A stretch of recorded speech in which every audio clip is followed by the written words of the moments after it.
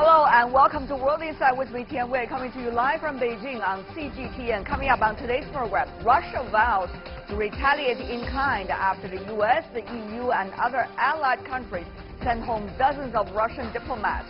Could the diplomatic role between Moscow and the West get any worse?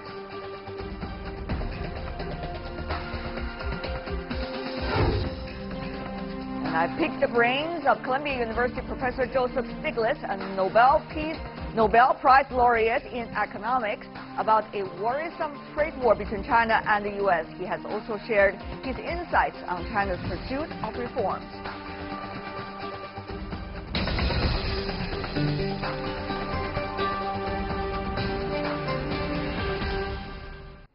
Let's start today's program with the collective expulsion of over 100 Russian diplomats, signaling the worsening of relations between Russia and the West. A host of nations are standing in solidarity with the UK following the poisoning of an ex-Russian spy on British soil. In the United States, Canada, and the European Union, Russian diplomats are being sent packing. Their goodbye coming with a harsh admonishment by world leaders. It is part of a pattern of increasingly aggressive Russian behaviour, but also represents a new and dangerous phase in Russia's hostile activity against Europe and our shared values and interests. It was the attempted killing of former Russian intelligence officer Sergei Skripal and his daughter by the use of chemical weapons. A number of nations are now unified, kicking Russian diplomats out of their country, saying Russia's fingerprints are all over the attack. The European Council agreed with the United Kingdom government's assessment that it is highly likely that the Russian Federation is responsible and that there is no plausible alternative explanation. Russia is calling the measures to expel diplomats provocative and said it would retaliate. What the United States of America is doing today, they're destroying what little remained of U.S.-Russian ties. I would add that all the responsibility for ruining Russian-American relations is on the United States of America. Russia has also tried to pin blame on the chemical weapons attack on the U.S. and the EU. In all, these are the countries that have so far joined in the effort to punish Russia.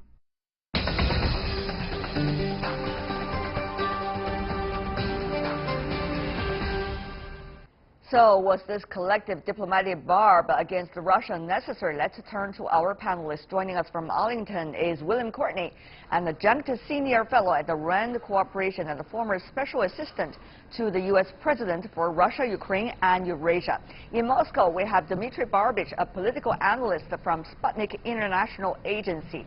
And in Southampton, the UK, we have Mike Bastian, a professor at the University of Southampton in the United Kingdom. I want to welcome the four of you. Let me begin with you, Professor Bastian. In the UK, your quick response to the latest actions, more than 100 diplomats coming from Russia in different parts of the world being expelled out of the countries.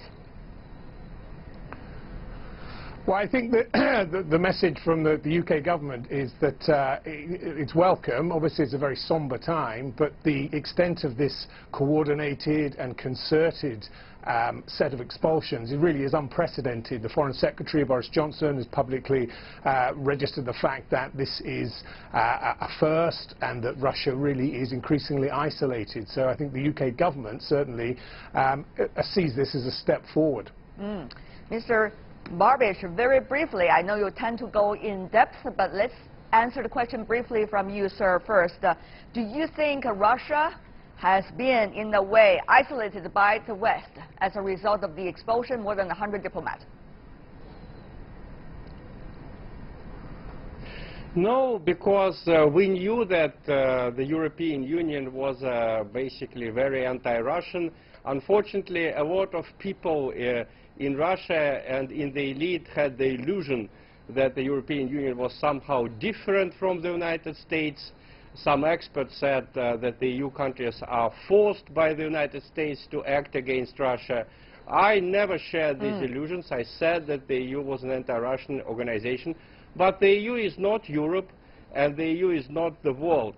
And the British side will lose for a very simple reason. It's not exactly clear what they want. If they want Russia to confess doing something that Russia didn't do, they won't get it even if they expel all the diplomats from all the countries of the world. All right. And otherwise, I don't see what they want to achieve. Let's ask them, Mr. Courtney, what they want to achieve, the United States included, want to expel and is in the process of doing it, Russian diplomats after the alleged poisoning of the ex-spy, even though Russia has been continuing, according to Mr. Barbich just now, denying it, the accusation.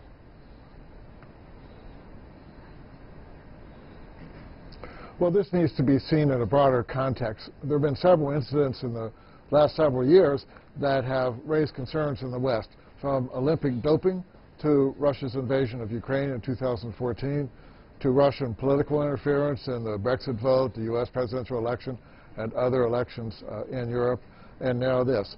It's the accumulation of all these that have led to the strong reaction. Accumulation of it, and yet at the same time we see President Trump and President Putin have agreed not long ago that they are going to have a meeting with one another, eventually to work on different kinds of issues. How should we reconcile the two sides of this story, Mr. Courtney? Well, when leaders talk with each other, they often try to do this in a more positive framework. There is one important issue, and that is extending the Strategic Arms Limitation Treaty, the START Treaty. That needs to be extended for another 5 years. I think both sides would like to do that, but politically it's going to be a bit more complicated now because of this incident and also because of Russia's violation of an intermediate-range forces nuclear treaty. Mr. Barbich, do you think things are much more complicated? Is the meeting ever possible anymore? Well, I think it won't cut much ice. Even if this meeting takes place, it is clear that President Trump, contrary to the expectations concerned expectations of the American anti-Russian hawks, Mr. Trump is not in any way friendly towards Russia.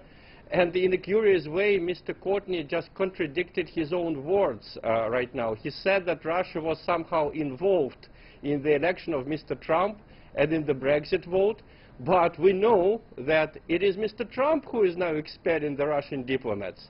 And it is Mr. Johnson, Boris Johnson, who was a supporter of Brexit, who is accusing President Putin of being directly involved in the poisoning. So what does it mean? Russia put in power the people who are insulting it in all possible ways? No, that's nonsense. Okay. The truth is that Russian interference never took place, neither in the Brexit nor in the American election. What about that counter-argument, Professor Bastian? Well, I'm listening to your Russian guest, and I have to say it's a little bit skeptical, to say the least. I hope there's a meeting between Trump and Putin soon. I mean, dialogue is the way forward. I suspect there won't be. I suspect the Russians now are in some sort of state, the leaders, some sort of state of shock. I don't think they expected this. I think many people in the West didn't expect this unprecedented, concerted reaction. So I think for 2 or 3 days we'll see rhetoric, but then we'll see a series, I'm afraid, of tit-for-tat expulsions on both sides. But Professor Bastian, what about that direction posted by the Russian guest earlier, which is Mr. Johnson? At the time, he was supporting the Brexit, and the accusation was Russia was meddling in the vote of whether Brexit or not in the UK, and now it is Mr. Johnson now trying to expel the Russian diplomats from the land of the UK. That counter-argument coming from Mr. Barbich in Russia, what do you say, Professor Bastian?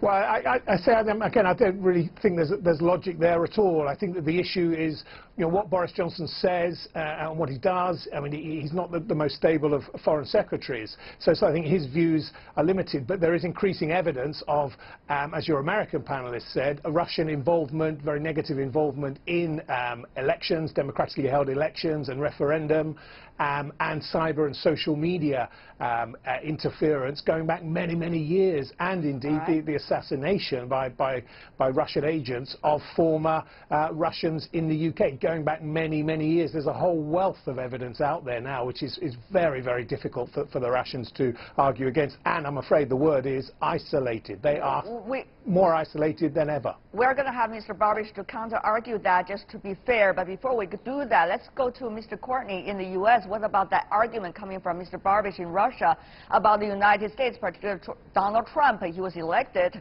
as the President of the United States, and even though there were accusations that Russia was meddling in the election to put him there, and now he is expelling the Russian diplomat. So Mr. Barbish from the Russian side see a very skepticism over there about that accusation. Mr. Courtney, respond. A number of presidents, when they come into office, want to improve relations with Moscow. That's not a contradiction, if you will. President Obama, for example, wanted to do that when he came into office.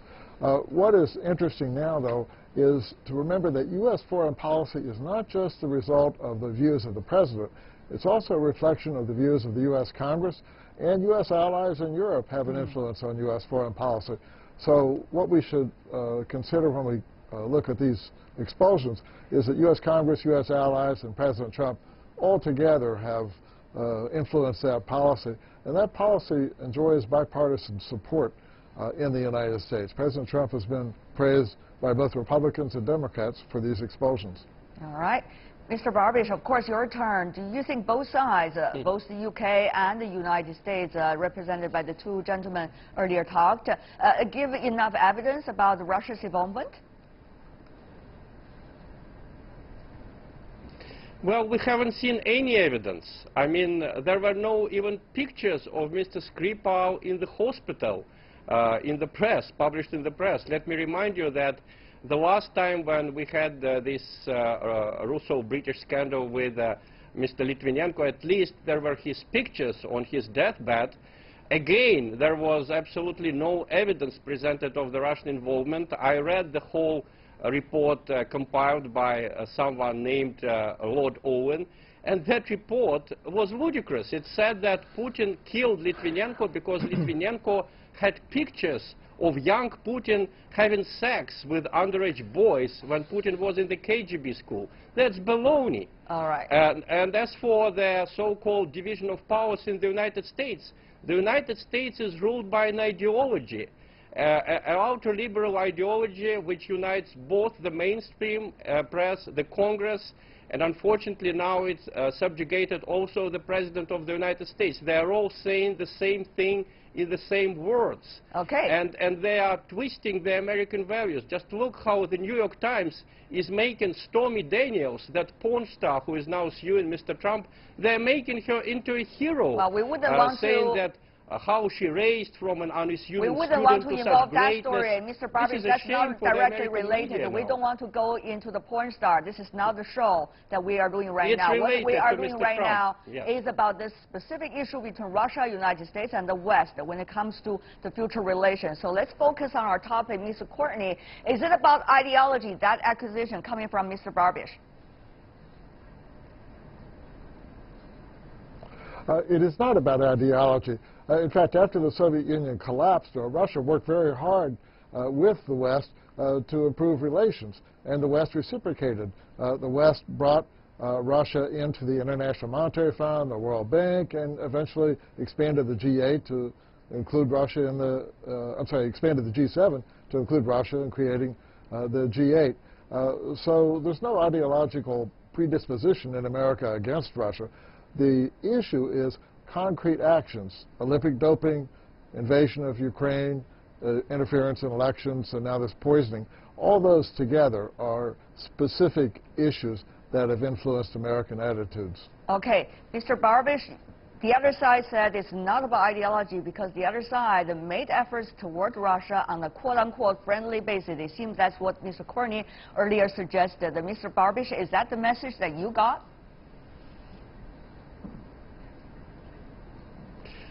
Well, unfortunately, I can't see how Russia benefited from being included in the G8, for example. G8 was a group where Russia was in minority, and Russia was used as a whipping boy by the other 7 members. We have absolutely no desire to join the G8 again. I don't understand what invasion of Ukraine Mr. Courtney is talking about. The eastern regions of Ukraine just didn't recognize the so-called peaceful regime change in Kiev, which the United States helped. During that peaceful regime change, 35 policemen died. All right. And of course it was not peaceful. So what's going on in Ukraine is a civil war, which the United States does not understand. As for the other scandals, such as you know, the Olympic doping and other ones, we now see that the American press can make miracles twisting reality. That's why the story of Stormy Daniels is so actual. She was made into a hero from a porn star. In the same way, the United States press can present very honest, very good countries as villains, and vice versa. Okay. Very villainous countries as good boys. A lot of analogies So over there the being used. That's Whether the fair real or not is really to the judgment of our audience from all over the world while listening to this conversation. Professor Bastian, let me direct my question to the other thing, which is, will the so-called united actions by quote-unquote the West, even though I hate to use that phrase because it's very general, though, will that become the start of, once again, the united front of the West, which has been quite divided over the past few years, to say the least? I don't think so. I mean, what happens next is going to be rather unclear because we're in uncharted waters, but certainly nobody wants an escalation, some sort of trade war, some sort of Cold War, especially the Russians. So I don't think this is necessarily the start of far worse things to come. I think what the Russians will do over the next few days, I think they'll be very quiet, they'll take stock, and I think quite basically they will, and they deserve to, eat humble pie, and they will come out in a very conciliatory tone. So I don't actually think that there's going to be an escalation of any sort. The only threat of some sort of trade war, really, I'm afraid, is coming from the Americans. All right, and Mr. Barbish, sitting down there quietly eating a humble piece of pie, is that what Russia's going to do? Nothing like that will happen. If you could only see how enraged the public opinion is. I mean, if the idea of the authors of this provocation in London, if the idea was to make Putin look bad in the eyes of the population, they achieved the opposite result. That's why 76% of the voters voted for Putin at the last election. This is better than his previous result. Why? You know, as one of the voters tweeted, I didn't plan to go to the polls, but Theresa May forced me. You know, the West should remember its own wisdom. There is a very wise American saying, all politics is local. It is much more important for President Putin to be popular at home than to have a nice image in the UK or in the United States. And with the kind of mainstream press that the UK and the United States have, it's impossible to look good there. Okay. So all politics is local, and in local politics, Putin is winning. Expect not a humble pie from him, but some real response. Okay, real response. We don't know what exactly that would be. Mr. Courtney, do you have any idea what that would be? First of all, are you prepared, quote unquote, for that? Secondly, when we talk about the Russian president, he is coming into the office now, more than 70%, as Mr. Barbish just mentioned. Very strong mandate, it seems, coming from the voters. Will this give him further boost in his political position? Is that what, let's just say, people like you would like to see, but will that be the result eventually? Mr. Courtney. So the election that he won on March 18 was not a free and fair election. His main credible opponent, Alexei Navalny, was prevented from running. Nonetheless, it is fairly clear that most Russians do see Vladimir Putin as their president, as their legitimately elected president. So how we go forward from here will depend in part on whether politics is local and how Russians regard President Putin's actions, but also depends on what the West does. If the Russians retaliate again against the Western expulsions of Russian diplomats, then there are likely to be consequences from the West as well. You know, Russia has some important issues it needs to deal with. Critically, the economy is stagnating or sluggish at best. Russia's engaged in a lot of costly foreign adventures in Ukraine and Syria, so the Russians are going to have to sort all these issues out and find out what is a sustainable policy for them. Okay. Before we go, gentlemen, I want to have a general view from all of you, which is a very important topic. We see a lot of changes going on recently. We see the Russian election, the president having a strong mandate, whether you agree or not. Secondly, we see the United States, its economy, even though picking up, but it's figuring out some ways to have some trade disputes with other countries, the European countries, China, and some of the others. We also see the UK economy not necessarily bouncing back, and the Brexit is also big topic troubling the nation. So are we seeing all of these political fights on so-called international fronts in order to quiet the dissatisfaction back at home? Gentlemen, I want to have your view before we wrap up. Briefly from you, first of all, Professor Bastian. Well, yes, I think so. I think your question is a very, very good one. We're seeing a lot of troubled times, and the ordinary people really are the ones who suffer, not the political leaders. So the way ahead looks unclear. I'm the eternal optimist. I think good can come out of this, and I think Russia will take a good look at itself and change. Well, the UK does too?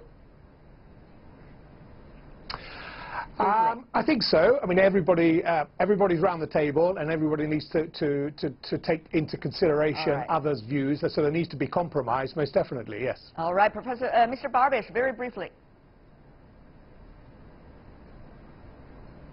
Well, I think the end result is a general weakening of the ultra-liberal globalist ideology that I just described.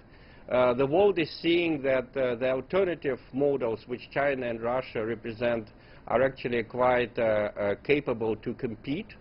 Now I think the last illusions about civilized Europe and the European Union are gone in the Russian public opinion, at least. So we have a much more clear picture. We know what to expect. That means we can expect anything from the West. And we shall draw our lessons. Next time, we won't be even surprised when we see unpredictable steps from the West. All right, Mr. Courtney, only 30 seconds left for you, sir. Go ahead. Okay, despite tumultuous times in some respects, global economic growth is quite high. Western economies, European, U.S. economies are growing strongly.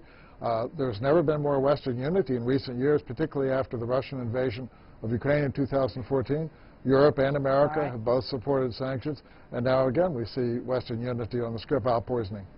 Certainly very different pictures from different gentlemen about where our world is and where are we heading for.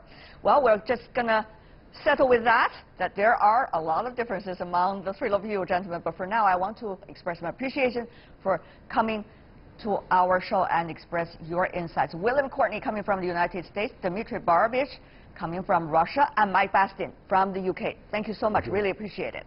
Thank you. You are watching World Insight with me, Tian Wei. Still to come on our program. The inevitable or merely a bump in the road, the prospect of a China-U.S. trade war in the eyes of a Nobel Laureate in economics, Professor Joseph Stiglitz, will slow down right after this break.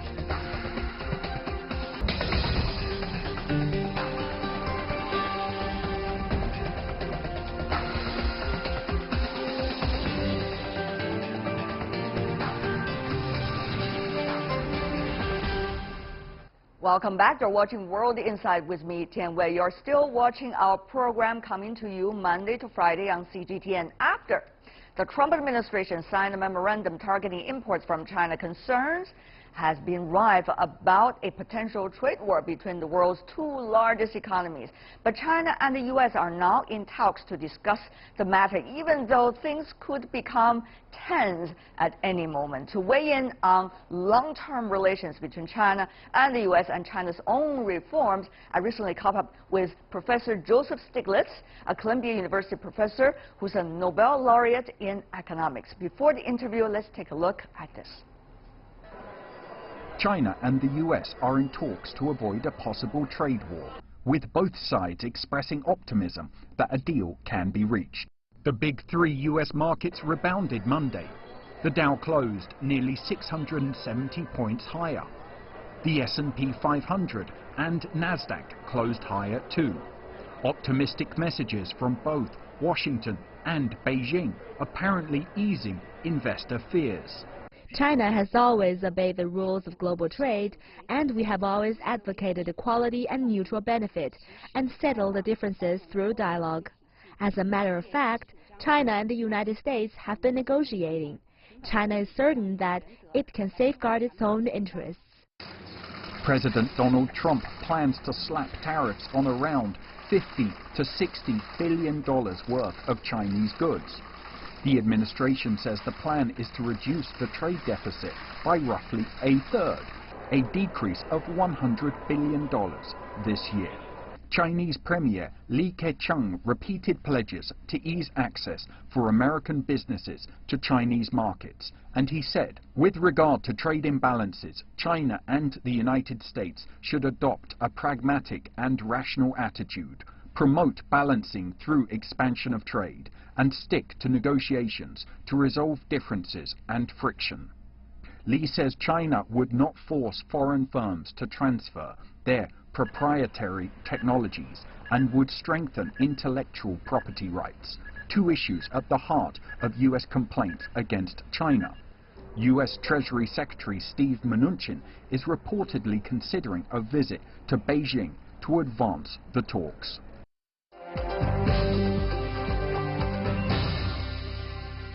You are outspoken about the recent development between China and United States trade disputes. What are you exactly suggesting? What I suggested a year ago when Trump got first elected and he promised to engage in strong trade, I said, you have to understand that Trump is a bully. You can't engage in appeasement. I also said that you ought to respond within the international rule of law, go to the WTO and file a case, because I believe that what the United States has done is not WTO compliant. I think China should take the high road and have the view of the long run. Most of us in the United States view Trump as a temporary phenomena. The question is, what is the long-term relationship between China and the United States? And that is what really needs to be the focus of discussion. But the thing is, people only realize now that these are very important suggestions. Are we wasting our time? 1 year already? No, I think it was not clear how Trump was going to proceed. He proceeded actually surprisingly slowly, but now in his second year, it appears he's much more aggressive. He's pushed away the more moderate voices inside the administration, surrounded him with hawks. What we also don't know is whether the U.S. courts, how active they will be. A year ago, many of us had hoped that the Republicans would be able to tame President Trump. Didn't happen. Didn't happen, even as he done some of the most outrageous things. They've not spoken out, and that's been, for me as an American, extremely disappointing. But our courts have responded. They've stopped the terrible things like the travel ban on Muslims entering into the United States. The question is whether Trump's actions in these areas are compliant with U.S. law. They're not compliant with the WTO law, but I think they're probably not compliant with U.S. law. We haven't yet seen that kind of legal action. I guess we'll just have to wait and see whether it happens. It seems that the rest of the world is now being dragged down by the American politics. Everything seems to be now decided by what's happening within the domestic politics inside the United States, even about trade issues. So what would this mean for international economy, for the world's economy? Well, I think it's really important for the international community to go ahead with, you might say, a WTO minus the United States. If it continues, mean that the WTO will not be able to adjudicate cases in an effective manner. It seems to me we're coming to a crossroads. Yeah. And at this point, what needs to happen is the rest of the world has to come together and say, we believe in the international rule of law. It's important to have global governance, international rule of law. And those of us who are critical, we raise our voices to say we have to change this or that, but very strongly supportive of an international rule of law. Yeah. So that's what China's leadership could be very important, working with Europe and other countries. Let's get together and recognize if the United States is not going to be part of the international community, if it walks off from Paris, the rest of the world has to go ahead. Yeah. The question is, there has been an agenda the world community should work on, and that agenda has been narrowed down by one country in various platforms intensively. So there seems to be very little things that people can work together to get, in a way, to save the system. When Trump announced that he was going to leave Paris, within the United States there was a response.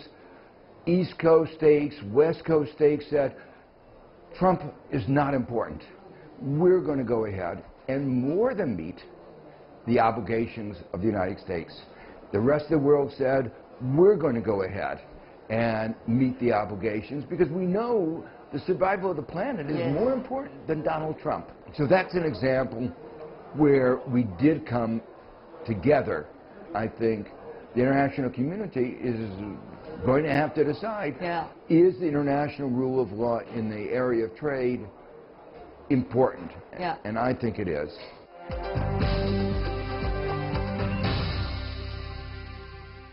Professor Joseph Stiglitz suggesting that appeasement is not the way to deal with the Trump administration. Professor Stiglitz has been coming to China and communicating with the Chinese economic policymakers and business elites for more than 3 decades. Decades of observing China's market led him to point out that at this crossroad, China's next stage of reform is very important in shaping the country's own progress and even beyond. He also shares with me his own take on key words such as opening up and the market, which plays a decisive role.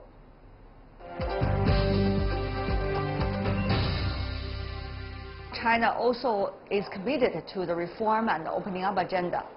But the question is about speed. The question is also about the deep water reform, whether it's really committed. What are the messages you have collected over the days here in Beijing this time? And how strong is your impression about the further commitment and the speed of commitment? Yeah, I've been coming to China for 37 years. Exactly. So I've seen almost the whole 40 years. Should I say, Professor? So I've certainly gotten a message that the government is very much committed to the next stage of reform. That just as in the past, it did it in a very deliberate way. It was called gradualism, but at certain critical moments, things move very fast.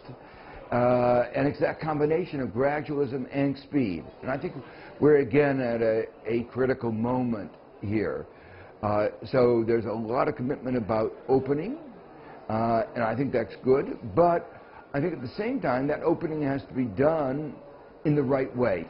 What is the right way you're talking about? Sometimes the term opening up is misinterpreted to mean getting the government out of the way. And I think that is the wrong view. Opening up, it means creating more markets, but making sure markets behave like markets, competitive, not taking advantage of others, not exploiting those who are less informed. Right. So it's actually trying to make market economies behave like markets are supposed to, and realizing the limits on markets. The 19th Party Congress and the just concluded the 2 sessions, MPC and CPPCC, have been talking about the ultimate leadership of the Chinese Communist Party of this country, and that has been reaffirmed into the Chinese Constitution. But at the same time, the 3rd session of the 18th Party Congress has decided, and that spirit has been carried on, about market play a decisive role. So many around the world are wondering, how will these concepts be able to interact and work together? Professor, I want to borrow your wisdom on that as well. Well, I think the notion of having markets play a decisive role means that markets are an important instrument. But markets have to be shaped. They don't exist in a vacuum. They have to be regulated. Markets are not an end in themselves. They're a means to an end. And what those broader objectives are, what are the societal objectives, is what is being referred to in the view of where the party is taking society. It's really what I interpret it to be, what is the vision of China's society. How do you think China will be able to streamline its own necessity to reform within the country and the outside pressure or the outside push? How does that work? What is kind of chemistry? China is in a very different position today than it was 40 years ago or even 20 years ago Absolutely. or 15 years ago. So it seems to me important for China to decide for itself where it wants to go. It should recognize that most of the business community is actually supportive of the broad opening up of China and is not with President Trump. So President Trump represents a minority in the Republican Party, which is actually a minority in the United States. So the point I want to emphasize is it doesn't even reflect where American society is, although there are many, many concerns. But it is the government now, Professor, that is deciding on the policies. That is just a fact and a reality. Yeah, so the point I want to make is that it should be the government keeping its eye on what they think is best for China, aware that there's an external environment, aware that it's a big global economy. Most of the people in Europe don't agree with what President Trump is doing. Most of the people in Latin America don't agree. Most of the people in Africa don't agree. There are only a couple countries where Trump has very much support. So the basic thing is China has to keep its eye on the long run, not on the current noise coming out of Washington. And go beyond the noise. Look through the noise. Look through the noise. I think it's very important not to do anything which is inconsistent with what China believes is its long-run view of its development. Whether, when we say the consensus is strong enough in the rest of the world, vis-a-vis what you called a minority of Americans or of American politicians, that we don't know. Secondly, the current international system has been built upon the result of the Second World War, in which the United States took a leadership role. Now, both of these two factors have been evolving. It's very fluid right now. But we do not know whether the alternative is strong enough, and among the alternatives, there is any common consensus. That's what we don't know, and that is really dragging us to this despair and also, shall I say, concerns about disaster in the near future. Yeah, I don't think there's a risk of disaster. I don't think there should be despair. I think... You're always an optimistic person, I learned through years, Professor. So I think, as I say, there are good relations with Europe. They could get even better. Because Europe also is going to have a lot of problems with the United States. So the rest of the world is having problems with the United States. So this is a moment where China could strengthen its relationship with other countries. It's already having this Belt and Road Initiative, BRI, which is bringing it closer to a very large fraction of the world. So it is managing its external relations, but at the same time, because China is at a different stage of development and was already moving towards more domestically driven demand, away from export-driven demand, this is just going to be an impetus for moving that domestically driven demand even faster. So I think that actually China is poised for absorbing any shock that comes from Washington in the next few months.